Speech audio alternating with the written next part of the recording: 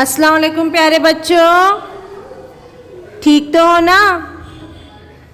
अच्छा बच्चों, तो आज हम पढ़ेंगे रियाजी और रियाजी में हम देखेंगे गिनती का दूसरा हिस्सा जिसमें है कि 80 से 90 तक की गिनती। तो आओ समझ ले बच्चों।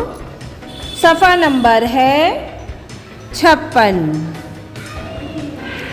तो मेरे साथ दोहराएंगे 81, 80 और 1 81, 8 दहाई 1 इकाई 81, 82, 80 और 2 82, 8 दहाई 2 इकाई 82, 83, 80 और 3 83, 8 दहाई 3 इकाई 83, 84, 80 और 4 84, 8 दहाई 4 इकाई 84, 85, 80 और 5 85, 8 दहाई 5 इकाई 85, 86, 80 और 6 86, 8 दहाई 6 इकाई 86, 87,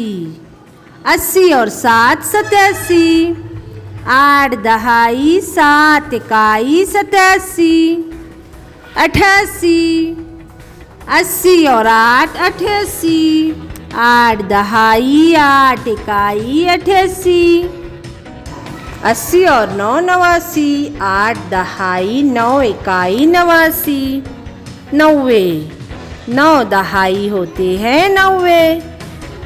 ठीक है बच्चों, आया समझ में आप लोगों के किस तरह पढ़ना और लिखना है। तो चलो हमारा घर काम।